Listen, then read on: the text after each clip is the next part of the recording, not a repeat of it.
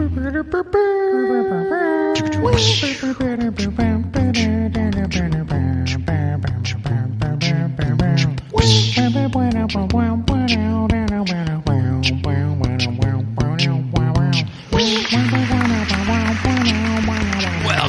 to another edition of the Free Ballers Podcast.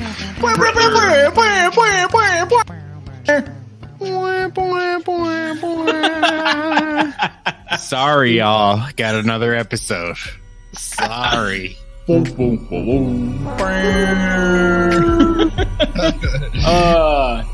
the sacrifice, sir. Tonight's Dwayne Wade's night for the Heat, and you are here making a podcast.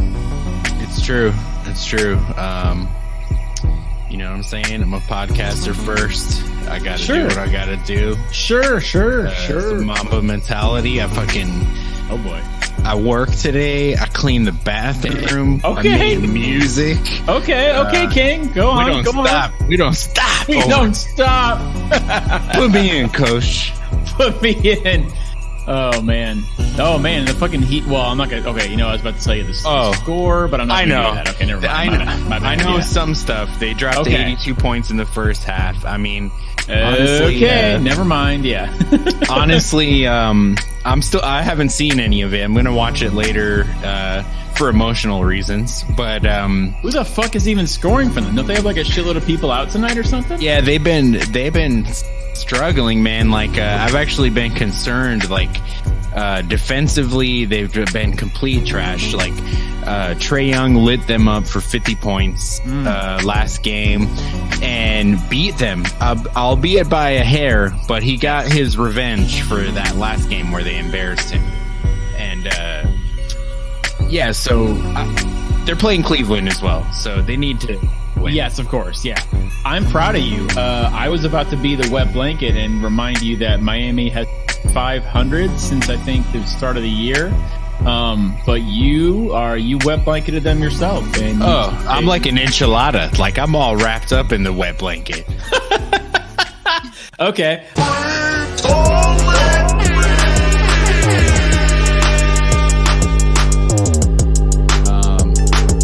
Like I was saying, basketball. Okay, so we need to record Jon and Alex in the morning. We need to record me doing so do you want me to do it like 1990s Chicago Bulls style? Is that what you're looking for? Yeah, sure.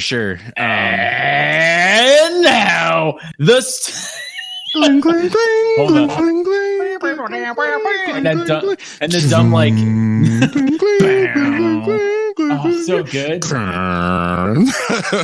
That shit fired me up, and I wasn't even a goddamn bull. Fuck, these guys got their shit together. I know, same. I used to ask my brother to call me into the room when that was gonna happen. He would come and get me, and it's like they turn the lights down, and like the crowd, it's like goosebumps. Everyone's cheering and shit, and the fucking Alan Parsons Project song starts playing. Yeah. And then the whole nine, and you could see Michael Jordan and the lights and everything. And then when the game started, I was like, all right, peace, because I already knew who was going to win. Then they whoop up the Heat by like 20 or 30 because the Celtics were even worse back then. And you're like, oh, fuck. Yeah, whatever. like 7-year-old me just walks away, just like, whatever. Although no surprises. The 72-10 Bulls had one loss to the Heat. That one of those 10 losses was to the Heat. And I believe it was in Chicago. And it's because of a big Dan Marley 3-pointer. I remember that game. Yeah. Sure. I'm going to go ahead and I don't remember this. I'm just going to consider it facts. Thunder Dan. It's my doc. Did they call him Thunder Dan? Thunder Dan. And the thunder rolls. Thunder Dan, man. This motherfucker was thunderous. But yeah. Basketball. Yeah, let's go down some serious fucking business here. So basketball has resumed play after the beautiful All-Star weekends, which was pretty fucking fun, I would say. I mean, best All-Star weekend in a while, I would say. It's true. Yeah. It's true. Because for me, as someone who's been watching, I've been watching for a while, and it's kind of gotten stale. And to be honest, I still don't get too excited for it. I'm just like, when are the Celtics coming back? And it just seems like this. It's a weird spectacle for me. They're like, let's take the best players from this side and the best players from this side, or no matter how they do it, they're just taking like the 30 best players in the league at the time, and they're saying, let's watch them play each other. No defense, right? Score is always ridiculous. Everybody's letting everybody else dunk, and I'm just like, what are we like? What is it? But I mean, I guess I like the fact that the proceeds, like, it goes to charity, so that's cool, right? Like the team that wins, they get money sent to charity, I believe. So that's cool. But like, I'm just not interested for some reason. I don't know. I maybe it's just me. Yeah, the last few have been very underwhelming. Yeah. The big time guys don't want to do the dunk contest, which is, in my opinion, the single most exciting part of the whole weekend. I like the 3-point contest. I'm kind of weird about that. I'm that too. I mean, but yeah, that Saturday night is so much fun. It is. Yeah. And we haven't seen the best guys competing in those events. And then on the Sunday game, they've been like super casual, and it's like, it doesn't even matter. Like, I think the last one that really mattered to me was like, that was probably Michael Jordan's final All-Star game. It was 2003. He hit the Wizards. Yes, and everyone was aware that this could be his final one, like it probably was. And he hit what would have been the game-winning shot on a classic MJ fadeaway from like the right low post. Fucking Kobe then, there was only a few seconds left, goes down on the other end and gets fouled by Jermaine O'Neal. And I will forever, ever be upset with Jermaine O'Neal for committing this foul, because I thought that was such a cool Michael Jordan moment for his final season. And what ended up happening was Jermaine O'Neal fouled Kobe. Kobe fucking cold-blooded hit the free throws and won the game for the West. Sure. Which I guess some would consider like a passing of the torch-esque type situation. Sure, so that's cool. Poetic and cool. Did Kobe win the MVP for that game? I don't think so. Some tells me Michael did, but I don't remember. Really? But, okay. Yeah, I don't remember. But anyways, that was the last time I remember being really hype about the All-Star game, and that was 17 years ago. So like maybe since then, there's a couple I can remember. Like Allen Iverson had a few highlight ones. There was one where I remember him and Shaq had a lot of vibes going together on offense. And then there was one where Shaq and Kobe got MVP together, which was pretty cool. And they weren't even teammates anymore. But other than that, I mean, it's been pretty dull. But this time I really liked, well, first of all, I had 2 nights where I went to sleep around like 9 o'clock. So the weekend was fantastic for me. Like it was spectacular. I do a lot of my watching like after the fact, but I really like the way. Well, the dunk contest was fun. I mean, really, every event was really fun. Even the Rising Stars game, it kind of turned into a dunk contest towards the end. And you had some cool guys in that game, like Trey and Luca. That good little GIF that everybody keeps showing everyone. Yeah. Where Luca hits a half court shot at the buzzer, and him and Trey are like, "God damn!" But then on Sunday, Trey Young hit a half court buzzer beater. Yep. So that how cool is that? But also the rule changes, I think, helped a lot. Like, I don't know about the resetting the score every quarter. I actually like that, but I felt like it was too confusing for people to understand what was going to happen. But I thought it made the endings of the quarters more interesting, because each quarter of the first 3 trying to win that quarter. Yeah. And it's for charity. Like each one was for hundreds of thousands of dollars. Charity whose the recipients of those charities were, some of them were the present in the arena.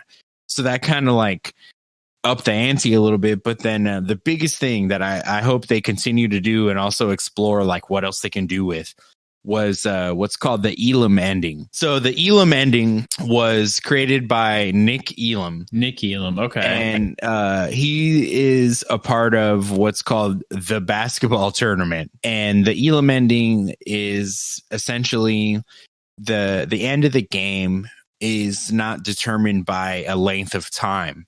The clock goes away, and the end of the game is determined by a target score. So whoever hits that target score wins the game.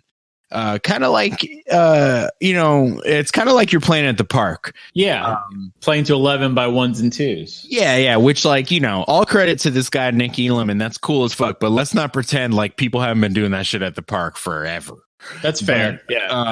But they did that in the All-Star game, and they kind of did it to honor Kobe. So they added up the total of the first 3 quarters and then gave each team their respective points, but then added 24 to the higher score. Right. His number. Which became the target score. And so that whole fourth quarter of the All-Star game had no clock except for shot clock. And you just had to get to that point total. And I think it made them compete harder than we've seen in years. Which ideally is what we want, because like these All-Star games have just become like, let's just get all the best players in the league on the court point or one time and just watch them like fuck around. And it's like, well, wait a minute. I want to see them play. Like, I want to see them all play each other hard and like give a shit about the game a little bit. And like, it's weird to say it, but like, say it, girl. Why didn't we ask for these rule changes a long time ago? Because like, it actually makes the game your truth. I'm Yas Queen. Like, why didn't we? Like, we should have asked for these rule changes a long time ago. Like the games have been boring the All-Star game has been boring for so long. It's true for me, at least. I don't know. Like, I didn't give a shit about it. For me too. Yeah, it's like, who cares? Like, I don't like. First of all, the winner of the game decides nothing, right? Like, there's no, like, it's not like in, I think, baseball where World Series home field. Yeah, World Series home field. Like, that means something. Yeah, now, that's huge. Here's the bad thing about that is like, if you get some guy in the All-Star game whose team is like basically not going to make the playoffs, why does he give a shit about who wins? Yeah, exactly. Right. So basically, it becomes like Giannis and LeBron being like, who are basically probably going to meet in the finals this year, right? Like, then and they happen to be the All-Star captains. Like, it actually would mean something for them if it was like, well, winner of this game gets home court advantage, right? So it's if it means nothing, then the game loses all interest for me. You know what I mean? True. And a lot of people would say the same thing about, like, if it's your favorite team, why do you give a shit about some game where like it's the Celtics and Jazz in Utah in the middle of like February? I'm like, well, I like it. I want to see them win. I want their record to be as best as it possibly can. So it matters to me as a Celtics fan. I want to see how much of Tatum's new tattoo creeps through the jersey. You know what I'm saying? I want to see how many blocks is Bear going to get tonight. Like, you know what I'm saying? Basketball is beautiful. It's pure. Tatum's stat line from the last game, 0 apostrophes. It's true. It's true. Apparently, God's will is that his grammar is not going to be good, but that's okay because the man is killing it this year. He is now. He's not going to get it, and I don't expect him to get it. But can we? You're talking about most improved. I think he has solid case. MVP. Oh, MVP. Oh, gosh. Oh, which is silly. No, I know. I get it. It's silly. But he's in the top. Like, he's 7 out of 10 in the MVP votes. Right? So like Giannis and LeBron are at the top. And obviously, one of them should win. But you can't give Tatum MVP. But at least he's in talks about it. So that's you are like definitely taking a huge fat rip off of Danny Ainge's blind. Yep. But I will give you. I would die for that, man. I will give you that. What you're saying that rings true is this man is slowly creeping up into that territory. Yes, and yeah. And I think if you watch the Celtics on a daily basis, like you definitely are taking notice. But I think we'll see like a delayed reaction from everyone else. You know, what we I mean? Always will. Yeah. Well, there's still those Lakers fans. Well, Kuzma's still better, and I'm like, oh, well, that's just nonsense. That's just nonsense. Yeah, it is nonsense. It's fucking hogwash, fam. The Celtics are the balls, and that is all there is to it. No, but Tatum, can we just talk about that photo of the tattoo for a second? Please. What? This man's shoulder width is like twice the width of his waist. It might be 4 times the width of his waist. Yeah, it's insane. Yeah. He apparently he came back this season with a little weight on him, like muscle, you know what I mean? Like he bulked up, dude. That's scary. Personally, as a Heat fan, that's not cool. He is very, very mature for his age. He's taking his NBA career very seriously, and he wants to stick around with Boston. I am for it. I'm all for every decision this guy makes. He's got a beautiful hairline. He does. He's got a cute kid. I mean, come on.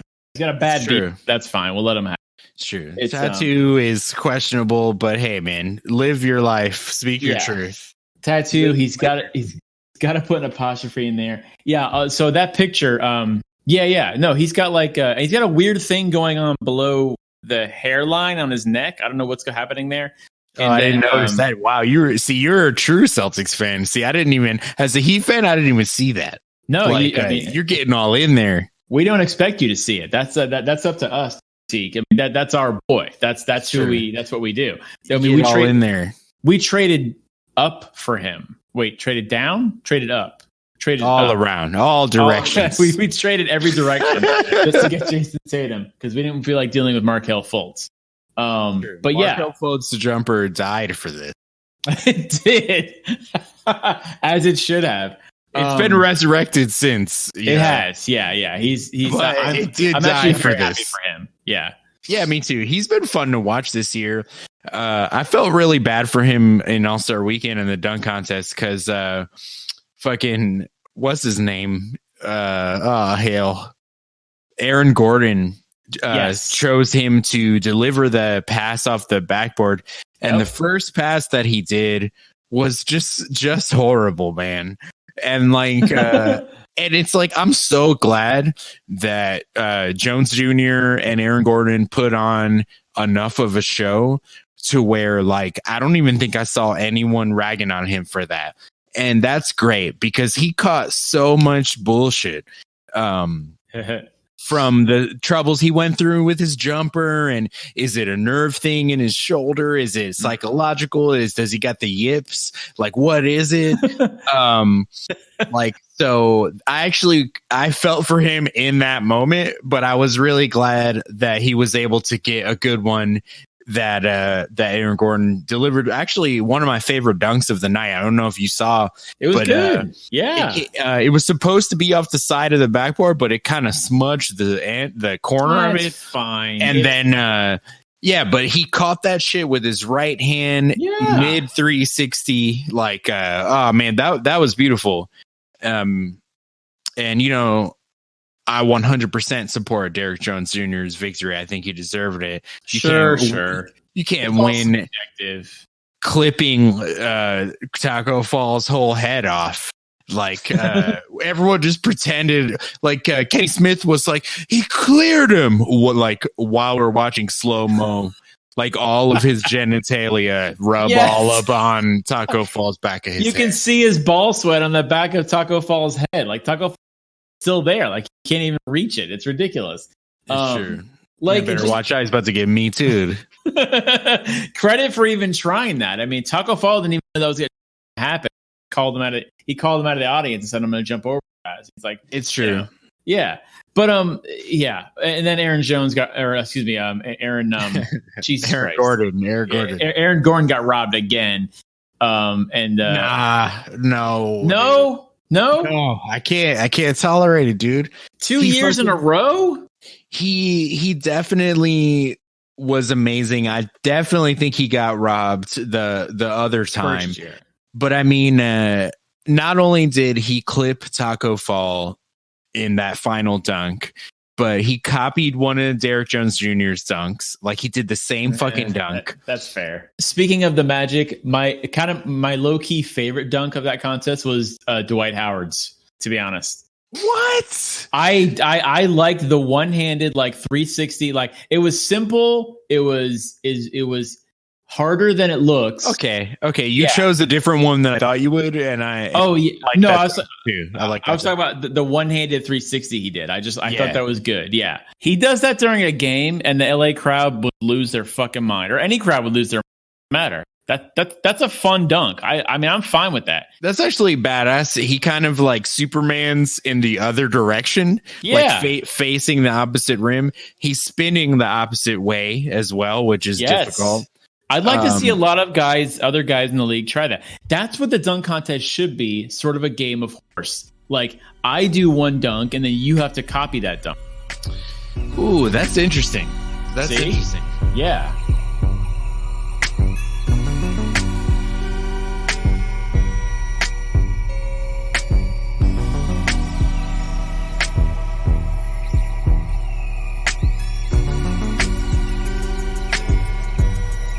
Now that I rewatched this Dwight dunk, I think he didn't get enough credit for how good that was. No, I know. I mean, listen, the guy has had a resurrection all year this year. Like, his attitude has changed.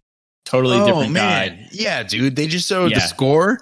Everyone gave him an 8, and Scottie Pippen gave him a 9. Damn, I'm actually glad that you brought this dunk to attention, though, because I really do think that they really fucked him over on this. They did. I absolutely think they did. Because when you watch it, like, you could get a freeze frame.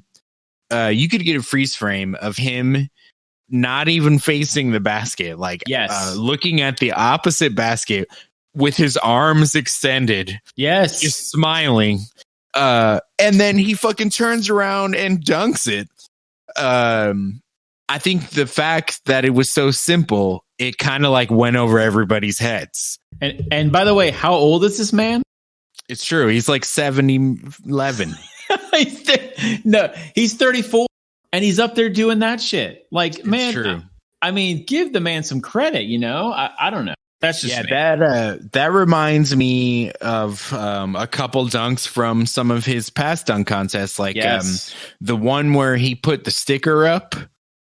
It took a little while for it to set in the fact that, like, look at where that fucking sticker is. Yes. Like, it's really high up there. He has to be considered one of, okay, I'm going to give some sort of a take here. He is, okay. Oh shit, get your kombucha ready. Get your booch ready. Yeah, get your fucking mushroom hot cocoa ready. Oh man, I'm so glad you reminded me of that. Okay, so I got to get my mushroom hot cocoa ready. He is one of the top 20 greatest athletes to ever play in the NBA. Would you agree with me there? I'm going to go ahead and say yeah. I don't know where he is in the 20, but he's one of the top 20 at least. I'm saying shoulders alone. The shoulders alone get him in there. The hops, the height. He's got a lot of tools. So many tools. It's true. He's like fucking Tim Allen.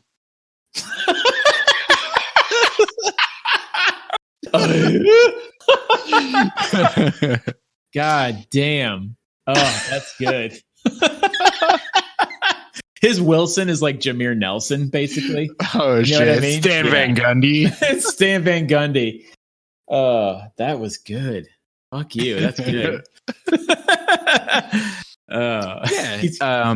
He's a player that he went through a lot of injury problems, and during that time, and attitude problems, but like during that time, we kind of like simultaneously the public like forgot about how great he was. Yeah. While also he was humbled, and like Shaq just recently said, and I think it was on Knuckleheads podcast, which I highly recommend. It's Quentin Richardson, Darius Miles. It's fire, super fire. But I'm pretty sure Shaq was on there, and he said that like what Dwight Howard's doing now, like coming off the bench and just being a like productive as fuck, like team guy. Shaq said that like he couldn't do that. Like he wasn't humble enough to do that, but that he didn't mean it like as a slight. Like he meant it. He was commending him for being that like mature to, you know, because we all know that he wasn't always like that, you know. Yeah, he said he always thought he had to. I mean, so he had enormous potential coming into the league, and if he had just applied a little bit of focus, he would be a lot better. I mean, he's not terrible now, but he would be a lot better. He would be a starter on a team that could win a championship. Well, okay, he might right now be a bench player on a team that can win a championship.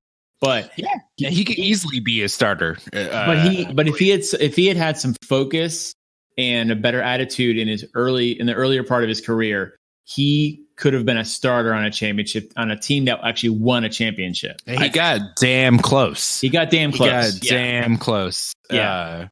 Before he was even, in my opinion, like I don't think like you're saying, I don't think that was the best that he could be. You know, no, like I don't either. Yeah, and it was still freakishly awesome. Yes.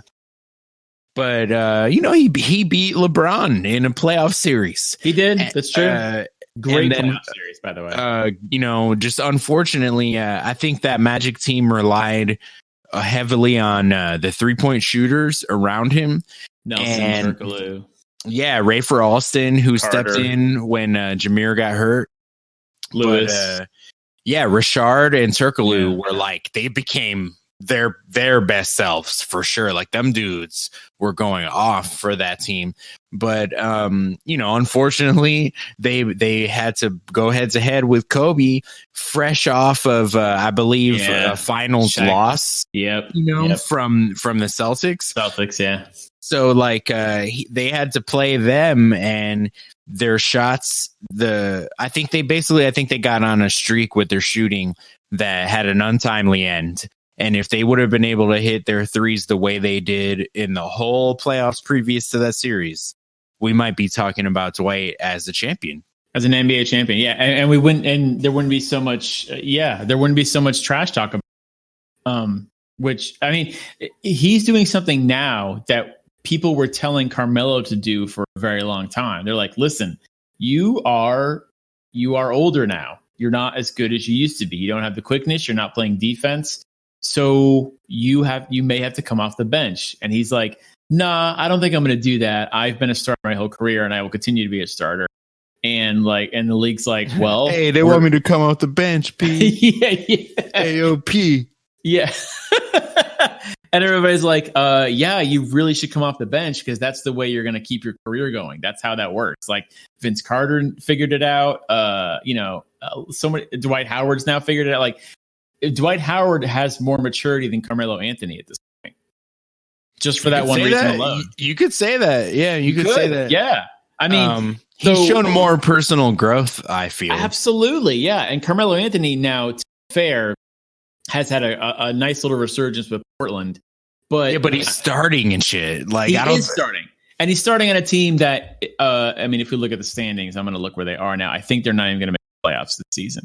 Oh, hell. I mean, I don't think so. I'm checking, but I think they're out of the top 8 in the West. So it's like, you know, I mean, great, you're starting, but I mean, you know, that was Portland being kind of desperate and being like, well, we need something. They're 9th right now in the West. So, and they're 3.5 games out of 8. Wow. With Memphis above them. Right. So you're just like, you know, I mean, that's great that you're starting. I mean, good for you, King. You deserve it. But like, what the fuck does it matter? Damn, like, shit. Now that you mention it, sorry to interrupt you, but now you mention it, the standings, basically like those last 1, 2, 3, the last 5 teams out of the playoffs, those standings are tighter. Yeah, in the West.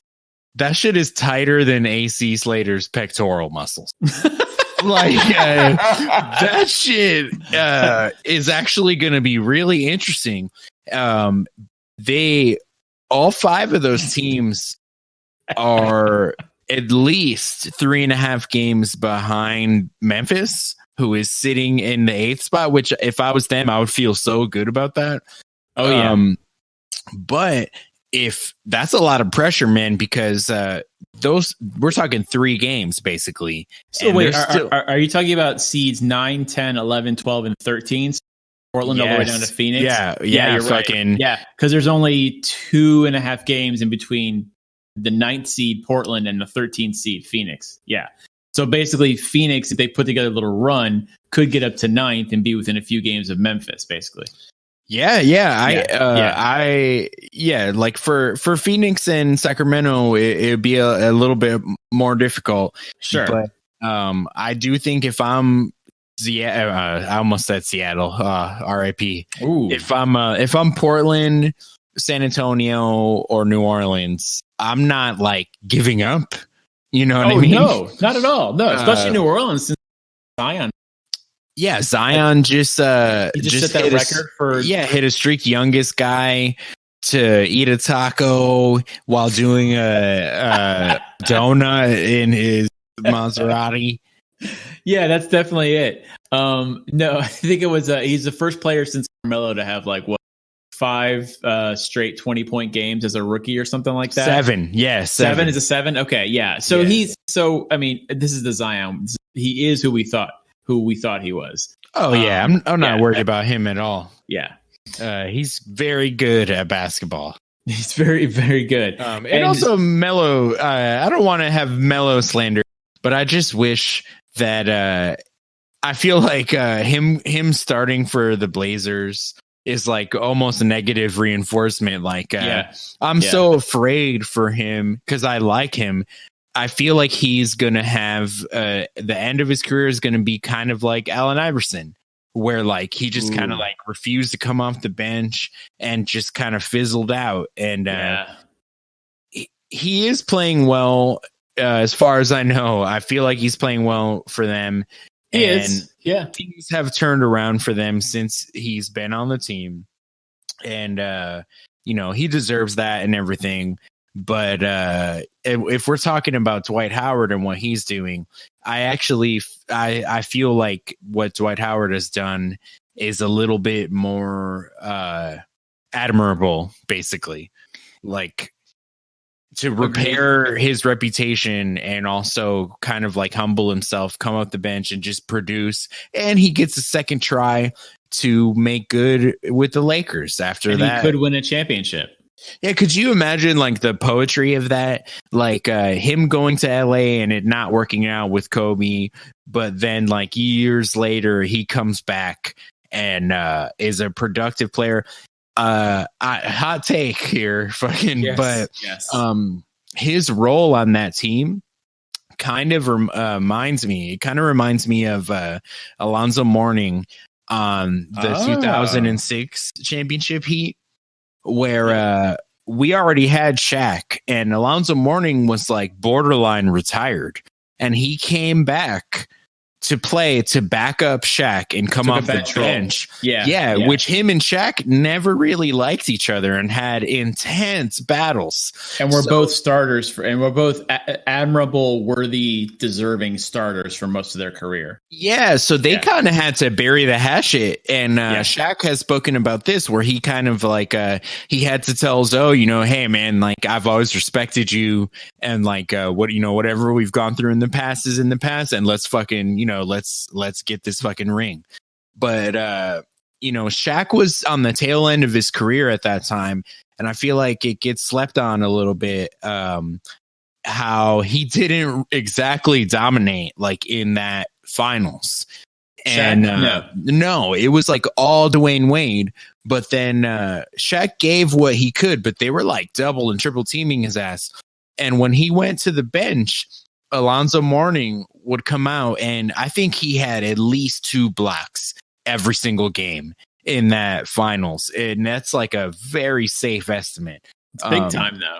Yeah, and there's a pivotal moment in Heat history where we're down by double digits, and it's game 3 where Dallas had already won the first 2 games, and they were already planning their victory parade. And it's game 3, the Heat are down, and Alonzo Mourning blocks the shot and falls to the ground after blocking the shot. And while he's on the ground, he just fucking flexes and screams. I might remember this actually. Yeah. It's like, it's almost unsettling because the Heat were not winning. And it was just like, damn, this is actually a sad moment. Why are you doing this? And he was like, nah, like, fuck that. And he kind of galvanized the team, primarily D Wade, to fucking realize what was at stake. And just Dwight coming off the bench and being a veteran, and also being a former Laker, and getting a chance to redeem himself. Like, I could see it now. Like, it would be like poetry. I was going to say, when you were first explaining his narrative there, you said he comes back to LA. LA had to take him back. LA had to welcome him back after he spurned them his first go around with them, right? Like he played with Kobe, and he was not understanding how grateful he was to be in that moment. Like, it wasn't like him, Kobe, and Steve Nash were all on the Lakers at the same time. Yeah, it just, Nash got hurt, Dwight got hurt, him and Kobe didn't get along. Like, it just didn't work. It was unfortunate. But I feel like that was mostly Dwight being immature, being selfish, and being Dwight, and it's I feel like they could have done better anyways. And so the Lakers, they're like, fuck that. I don't want to take this man back. But the Lakers were, I hate to talk nice about the Lakers as a Celtics person, but they were nice enough to be like, you know what? Fuck him. Bring him back. Like, he's still useful. If he's willing to be humble and he's willing to come off the bench, then he's good for us. You know what I mean? So, that's an opportunity that he just missed early on in his career. Like, you get to play for the Lakers in your 20s. You have amazing athletic talent. You're playing with one of the greatest players of all time in Kobe Bryant in the twilight of his career. Like, man, you need to just fucking show up every game. And of course he didn't, and it was just a mess. And it's like, oh man. Yeah, I don't know. That's the Lakers had to make a big sacrifice in even taking him back. Like, they had to humble themselves too. You know what I mean? Because the Lakers are a team with a big ego. You know what I mean? It's LA. They've had plenty of champions. They're second in championships all time to the greatest, second to the greatest team of all time in Boston. And so, and they've had plenty of talent and plenty of Hall of Famers. So it's like, they had to humble themselves and be like, the guy that that wasn't grateful to be on the team the first time around, we're going to give him a second chance. Yeah. And going back to what you were saying about just his athleticism, I think that's the reason why he's still able to be an effective player today. Yes. His skill set as an athlete, is perfect for the style of that the game has gone to. The one thing with him that always used to piss me off when I was younger and watching him was he seemed to think that he was like a Hakeem, give it to me, like Patrick Ewing, give it to me in the post kind of guy. Yeah. And he kind of wanted that, those post touches, but it's like, bro, that's not really your thing. It's no. He fits better in today's type of play where it's like, fuck you. Set this screen and cut hard to the basket and go for some fucking dunks. Yeah, and get these beautiful passes and run to the rim. Exactly. Do what Clint Capella does, basically. Right? Yeah, or did. I don't know what he's doing now. Yeah, no, he's injured, obviously. Yeah, but basically do what he does. He's traded. He's banished to the Shadow Realm. I don't even know where the fuck he ended up. He's been in Atlanta, so that's the Shadow Realm. Damn. Yeah, it is kind of the Shadow Realm. Although I really like their black jerseys are awesome. But anyway, I like their whole team. They're trash right now, but they're gonna be scary when they grow up. They're some just kids. There's stuff that's gonna happen for them down the line. But but you're right. I always thought he should have worked. He has so as a Magic center our former Magic center, he had this sort of thing he could. So I used to live in Central Florida, so like I saw how pissed people were when like Shaquille O'Neal left, and then they get Dwight Howard, who is like another. It's like their best center since Shaquille O'Neal. Like they had nobody in between there that was as good, except for maybe like Ronnie Cycli, who because he played he was a Heat player. As far as centers go, as far as centers go, yeah. And Ronnie Cycli was like the best thing they had since then. And so they finally get Dwight Howard, and he almost has the potential. I mean, if you were watching him, you're like, this guy could be better than Shaq. Like he's in better shape. He's muscular. He can run the floor. Like if he works on a few other skills, like say free throws, the one thing that Shaq was like known for being terrible at and then just didn't give a shit about. If he works on his free throws, if he works on getting like a mid-range shot and shit, you could even stretch it out. If he feels like stepping back and trying to shoot threes just for shits and giggles, like at least I would commend him for trying. You know what I mean? But he wasted all of that. It's such a shame now. It's still sort of a shame to look back on all that he wasted.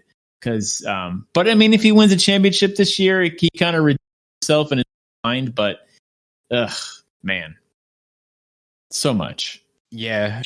I feel like he's set up pretty nice, and if anything, he's brought himself back into everyone's consciousness, and like we can kind of reflect on his career. And when you actually look at it, you're reminded that like he's a Hall of Fame player. Like hands down. Okay, I don't know if I'm gonna. I think his resume. I think he's hands down Hall of Famer. Yeah, he's definitely getting in. Like he was the guy on a team that went to the finals. Okay, then you factor in all of his like. I'm pretty sure he got Defensive Player of the Year a few times, and like just his overall resume, all NBA, rebounding title after rebounding title. Sure. Yeah. Like he was a little problem for a minute there. He was. I would have to see some like objective, but yeah, I don't know. I don't know if I'm on the Hall of Fame train yet, but okay. But I mean, if you show me like a few things, like a few numbers in there, I'd be like, okay, sure, he's Hall. He had the talent at least to be Hall of Fame. So yeah, if he wins it, if he wins it this year with LA, or if he wins it at all with LA, I think you would almost have to put him in the Hall of Fame at that point. Now he's got a championship. So I think that would solidify him a little bit, in my mind, at least. Oh yeah, that would. Yeah, then they would just fucking. He doesn't even have to make a reservation or anything. He just shows right up, and they'll just slide him right in right away. Speaking of freak athletes, I saw an interesting this year. One of the players that is most likely going to win MVP, Giannis Antetokounmpo, has one more block all season than James Harden. Wow. So two things there. The revival of James Harden's character in my brain keeps going, right? Like I'm giving him more credit than I used to give him, even though I should have known that he's ridiculously talented just off his scoring ability alone. But he has more blocks than Giannis, who when you look at him, you say Giannis should have a ton of blocks. And Giannis is in the is a clear like possible MVP to win this. Like there's not a lot of people that would say no to him being MVP or would say he shouldn't deserve it.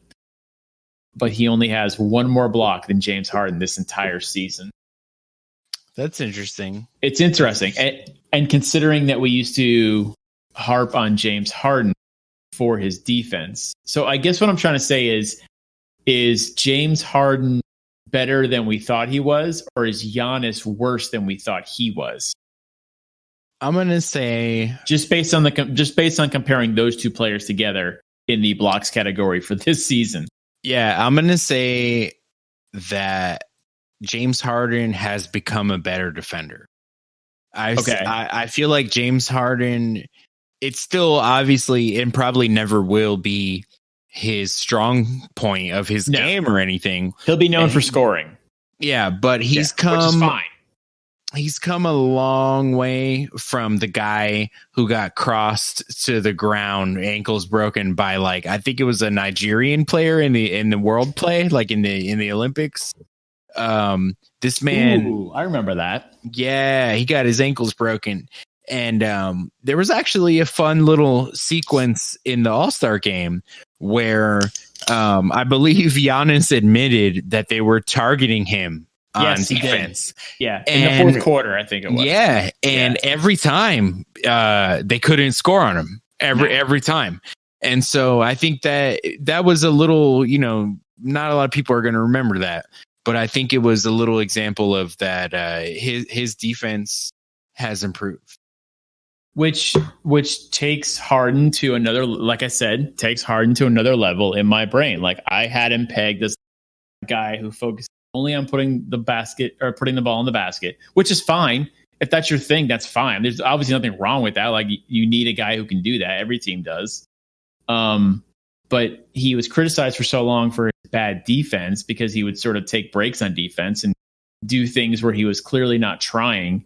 And now he has more blocks than a guy who's an MVP candidate. Close to the level. Close to. Well, also James Harden's an MVP, and Giannis isn't even an MVP. I don't think. That's fair. That's fair. But these are the sentence that I just said and the sentence that you just said are both superlatives, right? Like James Harden is an MVP, so obviously he should have more blocks than Giannis. No, but at the same time, in a vacuum, when you look at Giannis, you say, "Oh, obviously that guy should have more blocks. He's taller and his arms are longer."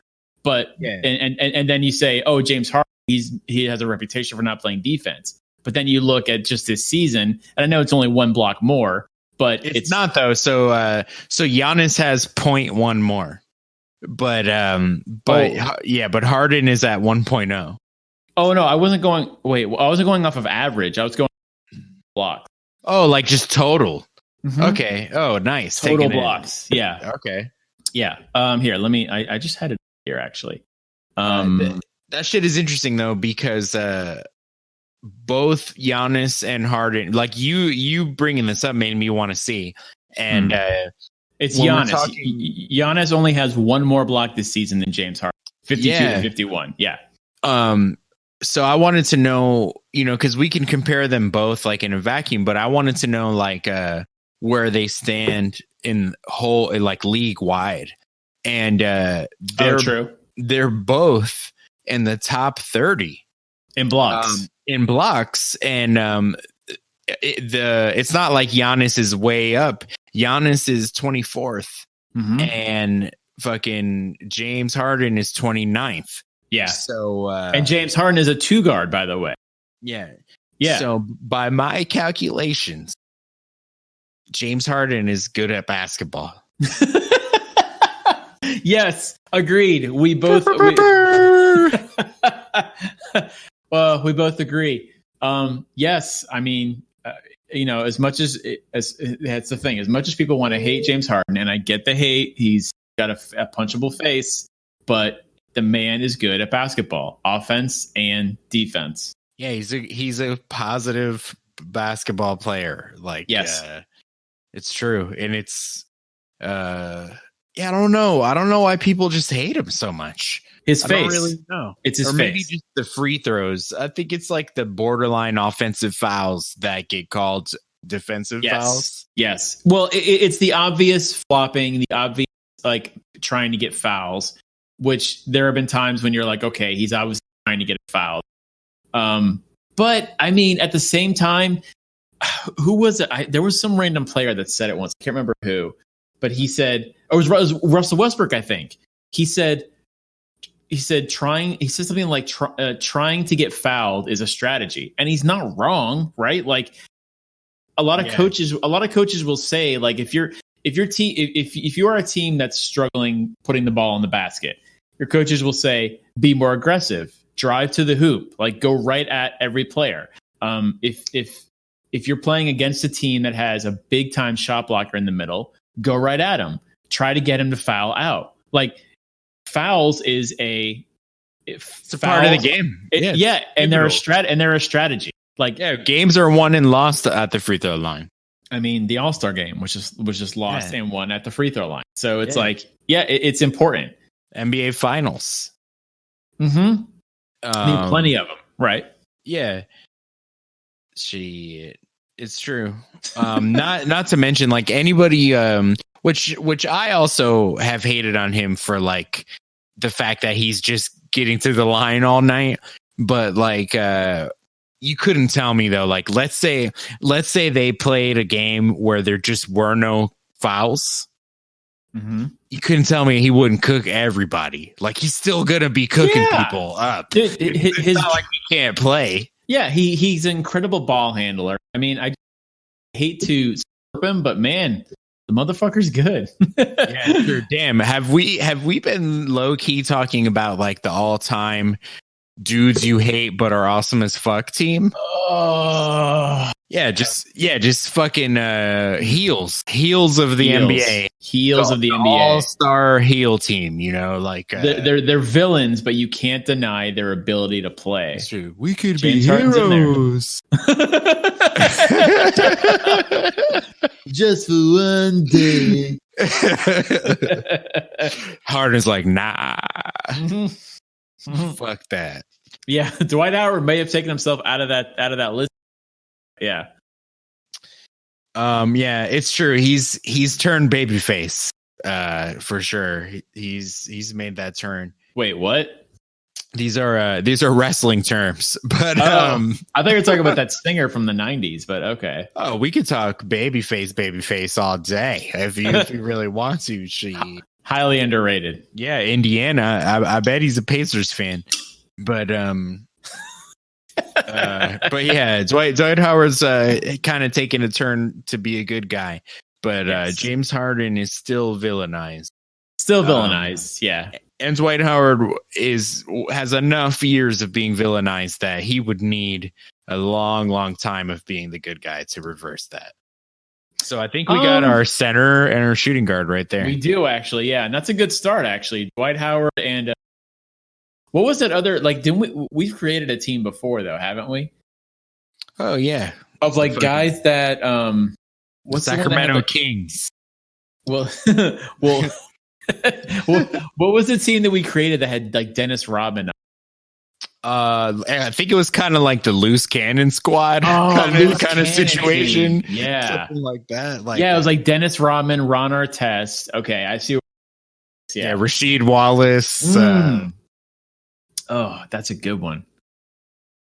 Honestly, that team sounds like it would fuck you up. That's a fire fucking team. Yeah, I'm fucking scared of that team. Like that's a team that gets like 6, but like you don't want to fuck with them in the first round. Like they'll no. Like even if you beat them, you're gonna show up to the second round kind of bruised up. So yeah. Yeah, for real. Charles Oakley's like assistant coach or some shit. Oh, Charles Oakley, that one's and playing somehow. Oh man, Bill Laimbeer. Oh yes, that's awesome. Man, if you have Bill Laimbeer, Charles Oakley, and Dennis Rodman on, that's your big three. Like that's your fucking big three loose cannon. You just go full 1920 New York Knicks and just have all power forwards like in the start. Fuck it, we don't need no guards. Starting at point guard at 6'9", Dennis Rodman. Yeah, we got Dennis Rodman. Ron Artest would probably be the point guard. Like, actually, that's better. You're right. Yeah, we got Ron Artest. Dennis. You're a good Rodman, coach. Bill Laimbeer, fucking Oakley. Oh man, Rasheed. There's no small guys on this team. That's what's kind of weird. Actually. Yeah. There could be. We're barely scratching the surface. But going back to the all villain squad. I love the all-villain squad. We got Harden at the 2, and we got Dwight at center. We got some positions. You know, we got some openings. All-villain point guard. That's a really tough one to think of. Like, I can't seem to think of a point guard that I really, really hate. Chris Paul is a bit of a villain, but he's not. He's not enough of a villain. Actually, what he's been doing with the Thunder this season kind of changes perception a bit. Yeah, he also has like a beautiful smile. So yeah, and it's hard. But he's still got like, I still picture this one time when he was like yelling at like DeAndre Jordan. Jumps real high. He's awesome. He's super lovable. And like I saw Chris Paul like yelling at him once, like getting in his face, and I was like, "You're a fucking dick." It's like, true. It's like somebody kicking a puppy or something. Yeah, like, for real. What's that book you had to read in high school? Like, it's two guys. Chris Paul kicks a puppy by DeAndre Jordan. You didn't have to read that one because, man. No, I think the Miami high school system was a lot different than the one I was in. I read the clips on that one. I couldn't. It was too dark. I read the Chris notes on that one. I don't know. It's some book about like the guy's name is Lenny, and Of Mice and Men. Of Mice and Men, yeah. And like so, like Chris Paul is like the guy who's smart and like knows that he's like realistic about stuff, and then like DeAndre Jordan. You're doing DeAndre real dirty here. You're doing him real dirty here. Yeah, DeAndre Jordan got a tough break there on that analogy. He did. I mean, I'm sorry, but he's still more. You know what I mean? Yeah. I don't know. But yeah, Chris Paul though. I don't know. Maybe he can come off the bench on the villain squad, but I don't know. I can't think of a point guard that I hate more than him, and I don't even hate him that much. It's true. Yeah, we're gonna Rondo could be on there, but maybe. Yeah, I feel like we need to take our time, and we'll fill out the rest of the villain squad.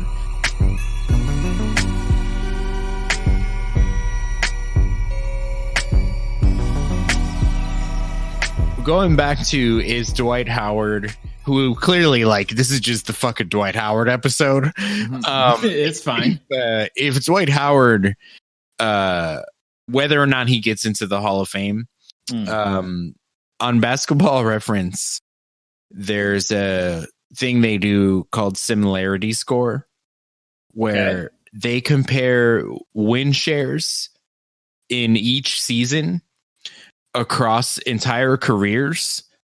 So they'll compare literally every player, and then whoever has like a similar arc, they can tell you that.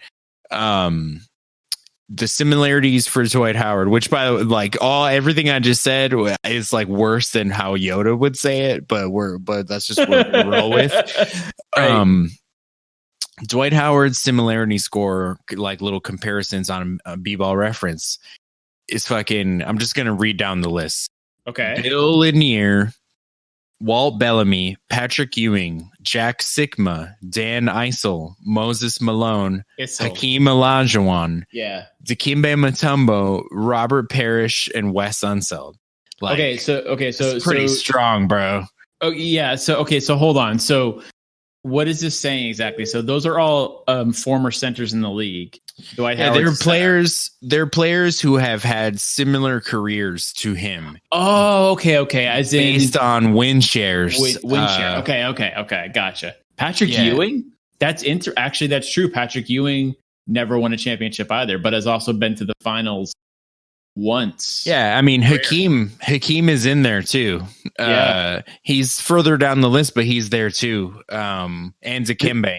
But he has championships though. Yeah, he's got two. But and Dikembe's been to the finals and never won either. Yeah. Yeah, none of this takes championships into consideration. Okay. It's still just on his raw stats alone, I think he's a lock. Like I think he's amazing. I think based on what you just told me, I might be convinced that he should be in the Hall of Fame because I have no problem with Ewing. Olajuwon's easy. I have an easy time putting someone in the Hall of Fame when they have championships. Okay, that's automatic. Okay. If that swayed you, wait till I tell you this. Okay. Dwight Howard is the original author of Juvenile's Back That Ass Up. First ballot. Did not. Okay, I did not know you were going that, and I am completely baffled. Yeah, I am totally not true, but still. Okay, all right. Well, Jesus Christ. What if I tell you this? Dwight Howard is on the show. Come on, Dwight. Come on out here. He's on the show. Hey, what up, y'all? Hello. This is yeah. Oh my God. If he had that voice. I'm so glad I can just be myself here. I always have to put on this front. Hey, fellas, big fan of the Free Ballers podcast. Yeah. First time, long time. Long time. 6 episodes in. Yeah, for sure. So long.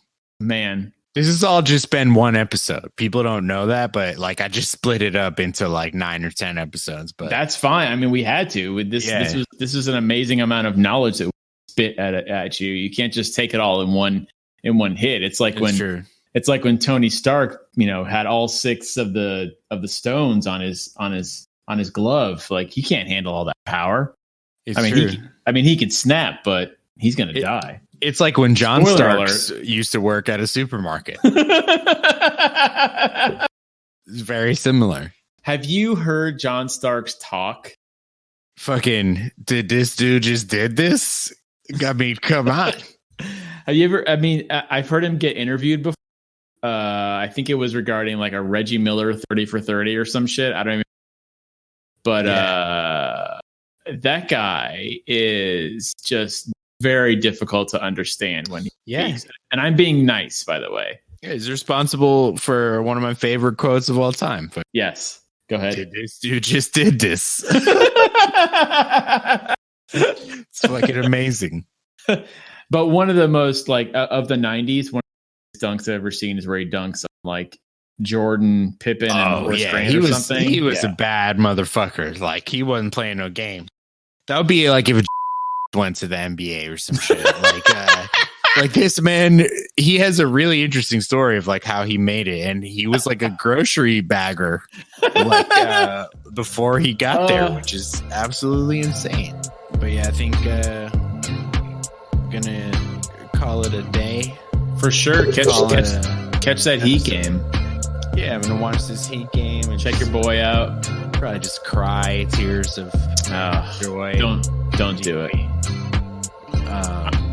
But yeah, John, it's been real. It's been another Free Ballers podcast. It has been real, Alexis. My name is Alexis, aka and we'll fucking catch y'all later. I'll see y'all on the This is John. I will see y'all on the flippity flip. I need an AKA now that you say that. To all of our fans, Kobe bless you. Zion be with you. I love y'all. Be with you. Yep. I want to be your best friend. I want to hang out with you. I want to serenade you. I want to talk to you at length about Kyle Kuzma's choice of hair dye and hair products. Anything, baby. Live your best Dwight Howard life, man. Sure, live your truth. Live your truth. Live your truth.